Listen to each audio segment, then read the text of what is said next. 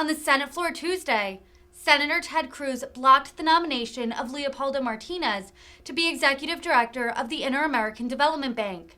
Martinez's nomination had been put forward by Senator Tim Kaine, who acknowledged that Martinez's past tweets were problematic but shouldn't be disqualifying. Cruz labeled the nominee as a, quote, man of the hard left, and said that his nomination was part of a troubling Biden administration trend to give aid and comfort to growing international far-left trends. Cruz is considered a possible 2024 presidential contender and has blocked several Biden administration nominees. He has also been one of the fiercest critics of the Biden administration's foreign policy, routinely accusing the Democratic president of sympathies to socialist governments. Senator from Virginia. Without objection. Madam President, I rise to seek consent to advance the nomination of a Virginian and friend, Leopoldo Martinez, to be Executive Director of the Inter-American Development Bank. The IDB is the largest source of development financing for Latin America and the Caribbean. It is a critical part of the U.S.'s ability to engage diplomatically with our American partners to counter a growing influence of Russia and China and Iran and other nations in the Americas. And it is very much in the national interest of the United States to build up economic prosperity of countries in the Western Hemisphere. We've seen over and over that when countries have troubled economies, it's not a distant or faraway problem. It drives government corruption, it drives organized crime, it drives drug abuse and drug trafficking, and then it expands migration that could start as a country's problems, but very quickly become our country's problems as well. When we don't step up, we see that other nations, China and Russia in particular, in the Americas, fill the vacuum. As Latin America and the Caribbean countries continue to face challenges from the COVID-19 pandemic, where the region has had the highest global per capita infection and death rates in the world and is experiencing the largest economic contraction of any region in the world, the IDB has a key role to play in improving economic outcomes for the region. But the problem is the IDB is without an executive director. It's without leadership confirmed by the Senate at this critical moment in time. Leopoldo Martinez brings decades of experience in the public and private sectors, as well as academia. He's extensive experience advising Fortune 500 companies, private equity funds, international businesses, and non-governmental organizations. He's the CEO for the Center for Democracy and Development of the Americas, as well as a commissioner for small business in the Commonwealth of Virginia. He's on the board of one of our public universities, the University of Mary Washington. And as I've said, he's not just a constituent, he's also a friend, and in all respects, he's outstandingly qualified for this position. Now, I understand that there are differences of opinion in the Senate about the success or lack thereof about the Biden administration's policies in Latin America. Earlier this week or late last week, some of my Republicans challenged the Biden administration as being sort of too soft on corruption issues in the Americas. I was asked about my Republican colleagues' critiques, and I would say, well, I got a critique too. I wouldn't say they're too soft, but I would say they're too inattentive. I don't think we have, under this administration, or the previous administration,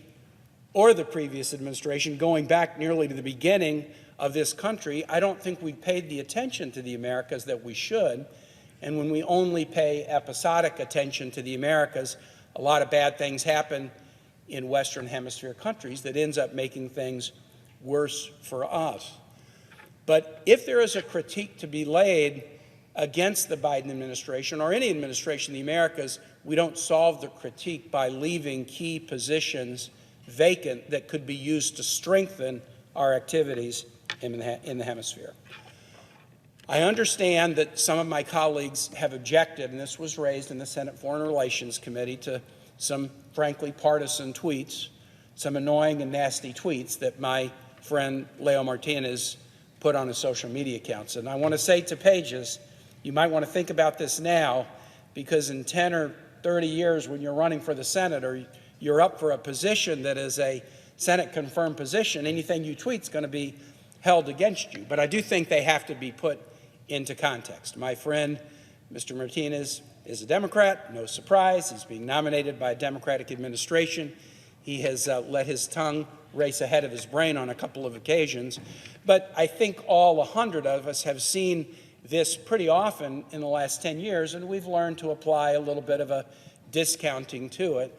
I have voted for many Trump administration nominees who had some negative tweets and even said negative things about me. I didn't like them, and I wouldn't have nominated them, but I would acknowledge, but they're qualified for the job, and I believe that Mr. Martinez is more than that.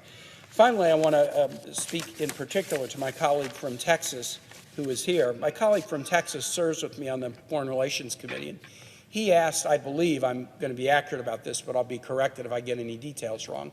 He asked Mr. Martinez in some written questions about working together with faith-based organizations in his role in the IDB, should he be confirmed. Because throughout the region and throughout the world, sometimes faith-based organizations are some of the most effective in, for example, providing humanitarian aid, working with refugees, etc.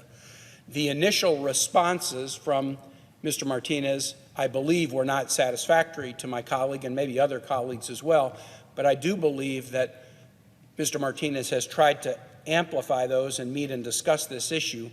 I worked as a missionary in Honduras. I know very powerfully the role that religious organizations do in the region. I know how important it is for us, whether it's USAID or State Department or IDB, to work in tandem with some of these faith-based organizations who do such a powerful job. And everything I know about my friend, Mr. Martinez, suggests that he would see the value of those partnerships as well. And so with that, Madam President, I ask unanimous consent that notwithstanding Rule 22, that the Senate Foreign Relations Committee be discharged and the Senate proceed to the following nomination: PN 1028, Leopoldo Martinez Nucete, to be Executive Director of the Inter-American Development Bank, that the Senate vote on the nomination with no intervening action or debate, the motion to reconsider be considered made and laid upon the table, and that no further motions be in order as to this nomination. Is there objection? Madam President, Senator from Texas. reserving the right to object, let me start by expressing agreement with my friend from Virginia on 2 points he just raised. Number one, his very good advice to the pages here and to any Senate staff that might be listening. The best thing to do probably is do not tweet. But if you must tweet, and I am guilty of that offense myself, remember that your tweets can and will be used against you. That the internet is forever, and as the father of daughters, I sometimes am terrified what our children will say and to see it come back to haunt them years and decades later. A second thing my friend from Virginia said that I also agree with, as he said, administrations from both parties have neglected the Americas. I think that's a serious problem. I am a strong believer in the Monroe Doctrine. I think the United States of America has a pivotal leadership responsibility in North America and in South America. And I think under both Republican and Democrat administrations, too often the executive branch has neglected the vital role of Central America, of South America, of our friends throughout the Americas. I think that problem has been exacerbated under the Biden administration. Because under the Biden administration, not only have they neglected the hemisphere, but what little attention they have given has had the effect of elevating the extreme left in Latin America, elevating socialists, elevating Marxists, elevating terrorists, and elevating enemies of America.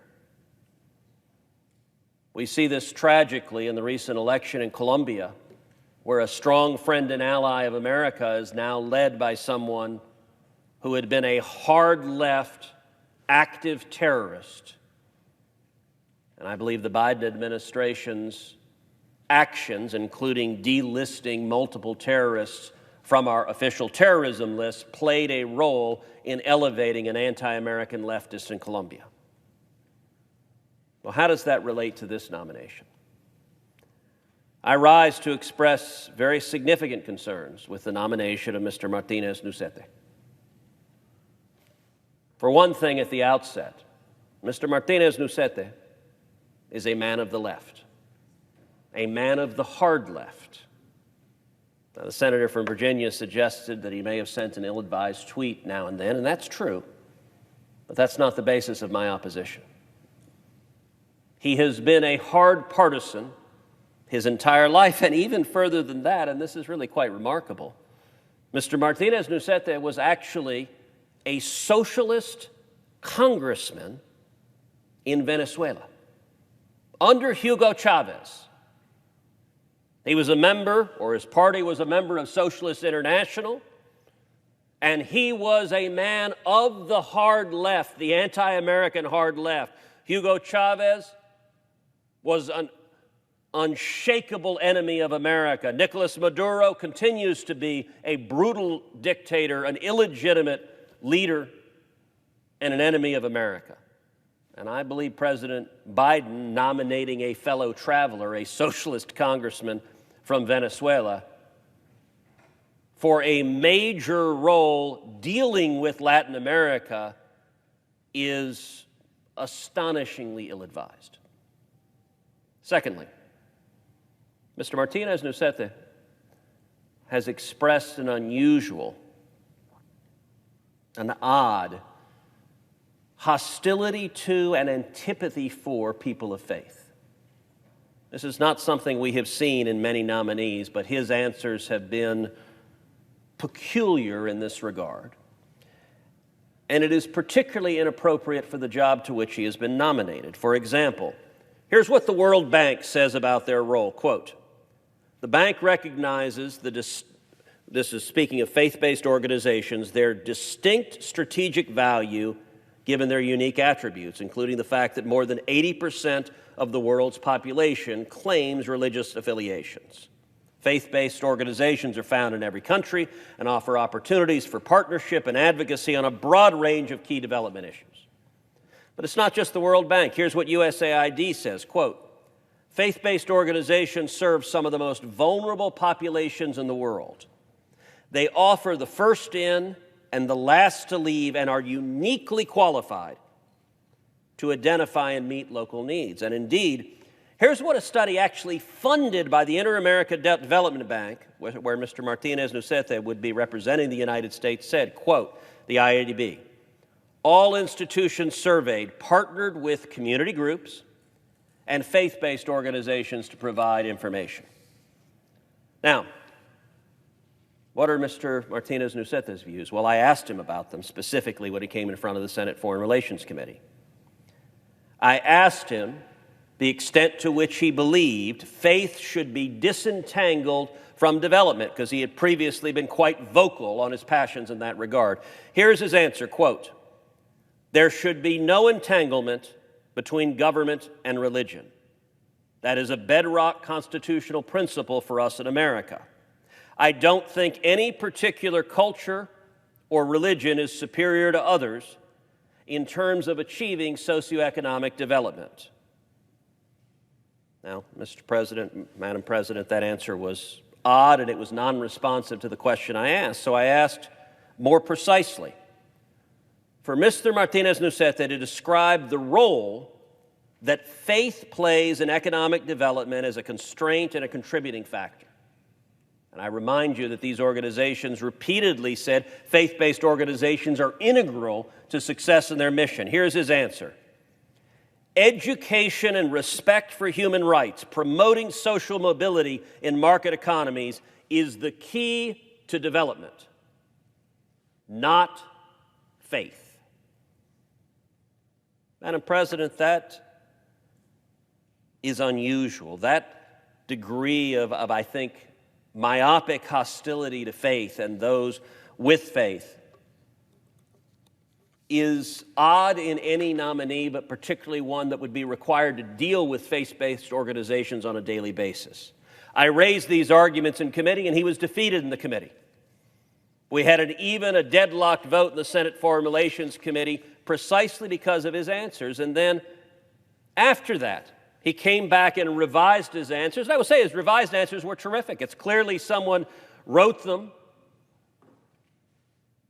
who apparently does not have a manifest hostility to people of faith. But there's no reason to believe that his first answers were not true and honest and a reflection of his views.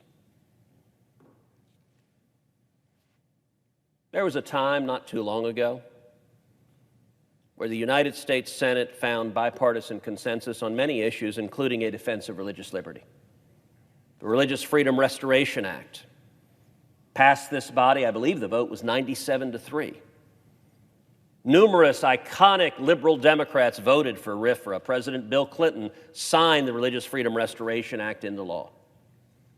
Sadly, we're no longer in that era. Too many in the Democrat Party now have embraced a view that is hostile and antagonistic to people of faith, whether people of the Christian faith, people of the Jewish faith, or people of other faiths. I wish that were not the case. Nevertheless, I believe it is inappropriate for the United States representative on a development board that is required to deal with faith-based organizations on a regular basis to be both an extreme man of the left who was a socialist congressman under Hugo Chavez and an individual who's expressed repeated antipathy to people of faith. Accordingly, I object. The objection is heard. Senator from Virginia. Madam President, just a brief response. I will not respond to Senator Cruz's recitation of Mr. Martinez's testimony before the Senate Foreign Relations Committee. He has his opinion about what those words mean, and I think he quoted them accurately. But I would just say for anyone, you can go and look at that quote and decide for yourself whether you think that was a statement that was hostile to faith or whether that was a statement by a banker, business guy, financier about what he thought were the most important issues that an international development bank should be focused on. I read those same comments as not hostile or antipathetic to faith. I view them as comments of an individual who's been in the finance industry, who knows what the remit of the International Development Bank is, and is talking about his own priorities in terms of how that bank should program their work. But I do want to respond to the first point. Senator Cruz is correct about Mr. Martinez's past. He grew up in Venezuela. He was initially in a government that apparently had a lot of promise to offer to Venezuelans because Mr. Chavez was elected by Venezuelans in a democratic election overwhelmingly. But my colleague didn't tell you the rest of the story. Mr. Martinez is now a political exile from Venezuela who is part of the Venezuelan opposition, who has been strong in critiquing the human rights record of both the Chavez and Maduro regimes. And I think that's actually one of the reasons that President Biden nominated him for this position. If anyone knows the danger of authoritarian governments, including authoritarian governments from the left in the Americas, and knows what it will take for America to counter that with smart strategies, it's somebody who grew up in that culture and came to realize the dangerous path that his country was on. I think whoever is the IDB president is going to have an awful lot of work to do, but the single largest challenge in the Americas right now, at least in terms of pushing refugees out of the country, is in Venezuela. And who better than someone who knows it firsthand and after seeing it decided to become a dedicated member of the Venezuelan opposition in exile in the United States, who better to counter that influence? And with that, Madam President, I yield the floor and note the absence of a quorum.